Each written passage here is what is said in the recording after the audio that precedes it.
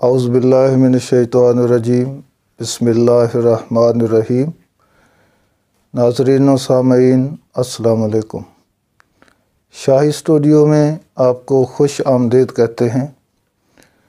آج ہم گفتگو کریں گے 29 اپریل 2020 کے حوالے سے۔ یہ سوشل میڈیا پر خبر عام گردش کر رہی ہے کہ ایک پتھر نما سیارہ زمین کی طرف آ رہا ہے جو 35,000 کلومیٹر فی گھنٹہ کی رفتار سے آ رہا ہے، اور اس کا حجم جسامت جو ہے وہ کوہ ہمالیہ سے بھی بڑی ہے۔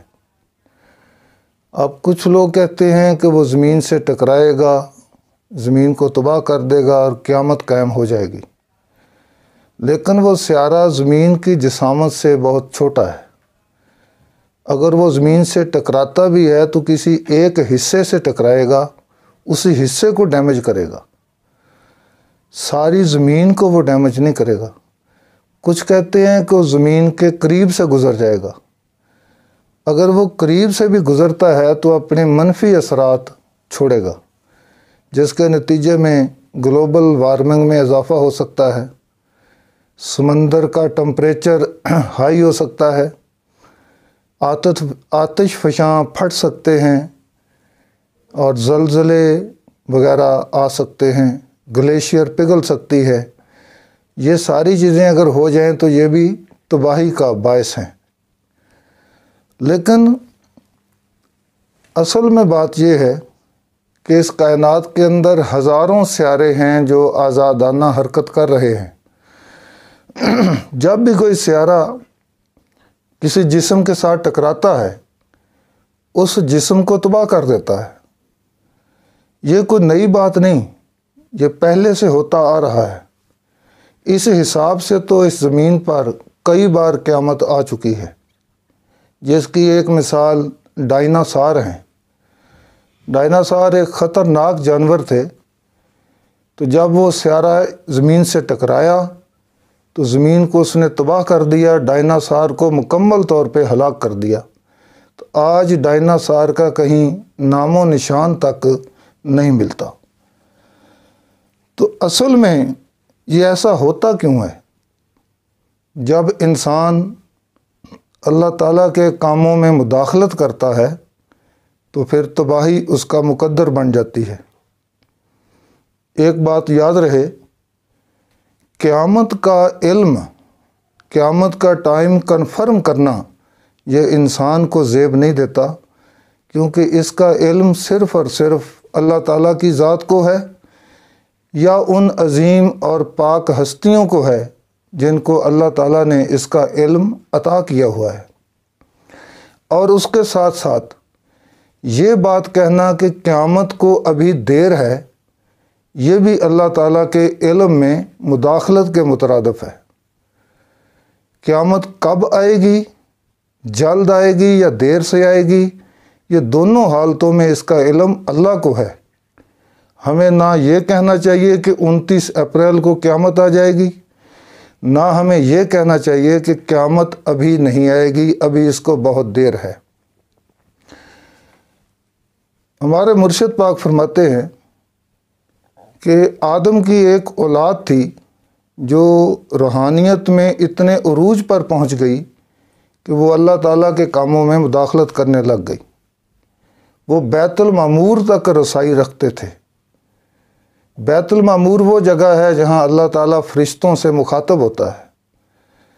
اللہ تعالیٰ فرشتوں کو جو حکم دیتا وہ نیچے سے سن لیتے تھے۔ فرشتوں کے آنے سے پہلے وہ اس کا کوئی نہ کوئی توڑ بنا ڈالتے تھے۔ فرشتوں نے جب شکایت کی تو اللہ تعالیٰ نے جبریل امین کے ذریعے ان کا امتحان لیا، بالآخر انہیں زلزلے سے تباہ کر دیا گیا۔ تو ہمارے مرشد پاک فرماتے ہیں کہ ان لوگوں نے روحانیت کے ذریعے اللہ کے کاموں میں مداخلت کی، اور آج کے سائنسدان سائنس کے ذریعے اللہ تعالیٰ کے کاموں میں مداخلت کر رہے ہیں۔ تو ان کی تباہی کے لیے اوپر سے ایک بہت بڑا سیارہ چھوڑا گیا ہے جو زمین سے کئی گنا بڑا ہے۔ 2026 تک اس کا گرنا متوقع ہے۔ جس دن وہ سیارہ زمین سے ٹکرائے گا یہ مکمل زمین تباہ ہو جائے گی اور وہ دنیا کا آخری دن ہوگا۔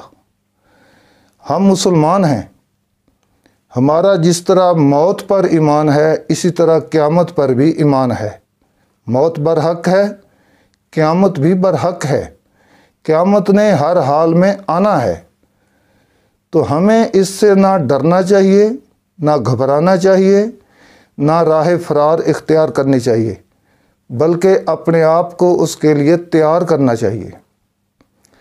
اب نبی کریم صلی اللہ علیہ وآلہ وسلم نے قیامت کی جو نشانیاں بتائیں وہ تقریباً ساری کی ساری پوری ہو چکی ہیں۔ 2-4 نشانیاں باقی ہیں۔ جو باقی نشانیاں ہیں ان کو پورے ہونے میں نہ گھنٹے لگیں گے نہ دن لگیں گے، بلکہ وہ تو منٹوں کی بات ہے۔ مثلاً ایک نشانی جو رہتی ہے وہ غزوہ ہند ہے۔ تو غزوہ ہند کو اگر دیکھیں، پاکستان اور ہندوستان کے حالات آپ کے سامنے ہیں، کسی وقت بھی کچھ بھی ہو سکتا ہے۔ دوسری نشانی 3rd ورلڈ وار قائم ہوگی۔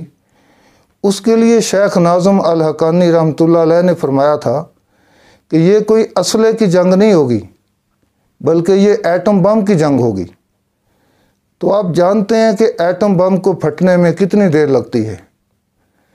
تو بڑی نشانی جو باقی ہے وہ حضرت امام مہدی علیہ السلام کا آنا، حضرت عیسیٰ علیہ السلام کا آنا اور دجال کا آنا ہے۔ حضرت امام مہدی علیہ السلام کے بارے میں اولیاء اللہ فرماتے ہیں کہ باطن میں ان کا ظہور ہو چکا ہے، باطن میں ان کی پوری تیاری مکمل ہو چکی ہے، وہ کسی بھی وقت ظاہر میں آ سکتے ہیں۔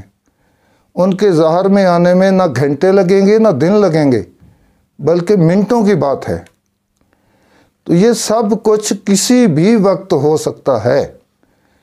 تو ہمیں ٹائم کنفرم نہیں کرنا چاہیے بلکہ اپنے آپ کو اس کے لیے تیار کرنا چاہیے۔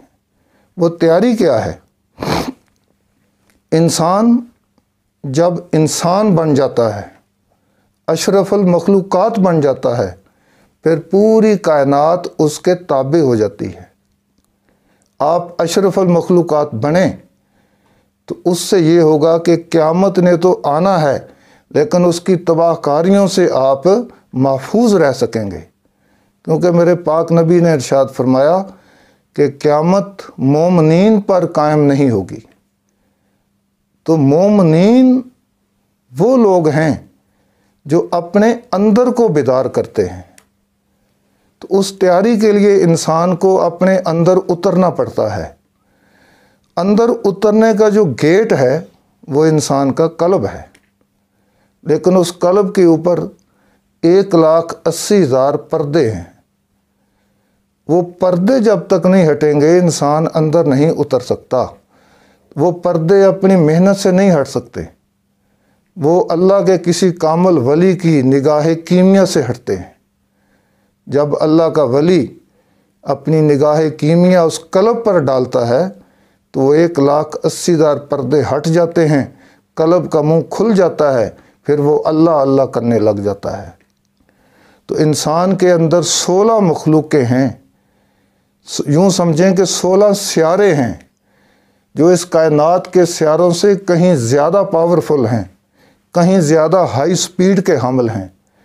یہ سیارے تو گھنٹوں کے حساب سے ہزاروں کلومیٹر سفر طے کرتے ہیں، لیکن انسان کے اندر والے سیارے سیکنڈ کے حساب سے ہزاروں کلومیٹر سفر طے کر جاتے ہیں۔ تو وہ 16 سیارے کیا ہیں؟ پہلی لطیفہ جو ہے وہ ہے قلب۔ قلب کو بیدار کرتے ہیں، پھر یہ اللہ اللہ کرنے لگ جاتا ہے، پھر دل کی دھڑکنوں کے ساتھ اللہ کا تکرار کرتے ہیں۔ اس سے کیا ہوتا ہے کہ جس طرح پانی کو ڈیم میں لے جاتے ہیں، جب پانی سے رگڑ کھاتا ہے تو بجلی پیدا ہوتی ہے، پتھر کو پتھر سے رگڑیں تو چنگاری اٹھتی ہے، اس طرح جب دل کی دھڑکنوں کے ساتھ اللہ کا تکرار کرتے ہیں، اس سے نور پیدا ہوتا ہے۔ وہ نور اس کی غذا ہے۔ قلب سے وہ نور خون میں جاتا ہے، پھر نسوں میں جاتا ہے، پھر دائیں طرف انسان کی روح ہوتی ہے، یہاں آ جاتا ہے، روح بیدار ہو جاتی ہے، یہ بھی اللہ اللہ کرنے لگ جاتی ہے، اس سے بھی نور پیدا ہونا شروع ہو جاتا ہے۔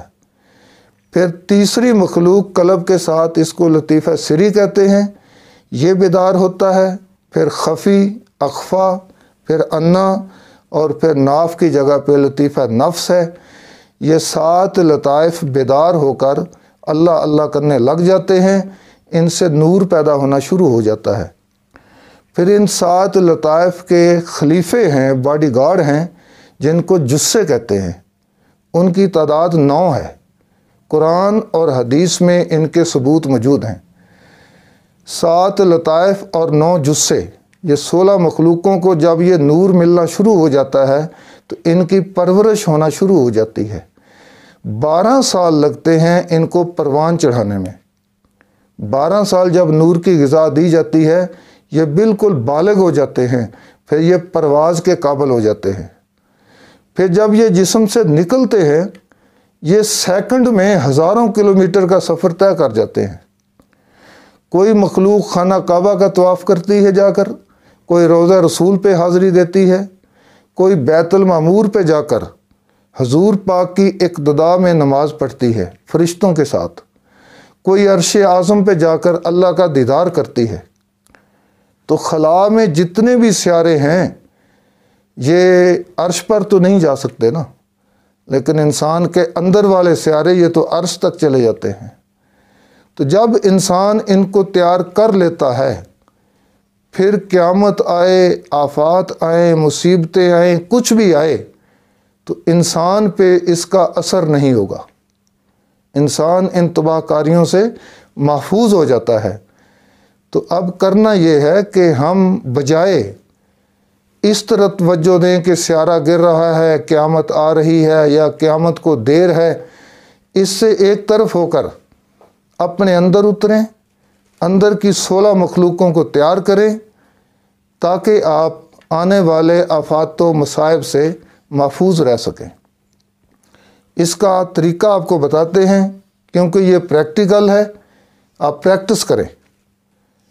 ایک طریقہ تو یہ ہے کہ آپ اپنے دل پہ ہاتھ رکھیں یا نبض پہ ہاتھ رکھیں، دھڑکن کو محسوس کریں۔ ایک دھڑکن کے ساتھ اللہ، دوسری کے ساتھ ہو ملائیں، اللہ ہو کرتے رہیں۔ اگر دھڑکن محسوس نہ ہو، کوئی ایکسرسائز کریں جس سے دھڑکنیں ابھریں، پھر ایک دھڑکن سے اللہ، دوسری کے ساتھ ہو ملائیں۔ دوسرا طریقہ، رات کو سوتے وقت اس شہادت کی انگلی کو قلم خیال کریں، دل پہ اللہ لکھیں، اللہ لکھتے لکھتے اور دھڑکنوں کے ساتھ اللہ ہو ملاتے ملاتے سو جائیں، اسی میں نیند آ جائے۔ ایک اور طریقہ ہے، 0 کا سفید بلب لیں، اس پر پیلے رنگ میں اللہ لکھوائیں، رات کو سوتے وقت بلب کو آن کریں، اللہ کے نام کو دیکھتے رہیں۔ ایک دن آئے گا جو بلب پر لکھا دیکھتے تھے، وہ اللہ کا نام تمہاری آنکھوں میں تیرنے لگ جائے گا۔ پھر تصور سے، آنکھوں سے دل پہ اتاریں۔ ایک دن آئے گا جو بلب پر لکھا دیکھتے تھے، تمہیں دل پہ لکھا نظر آئے گا۔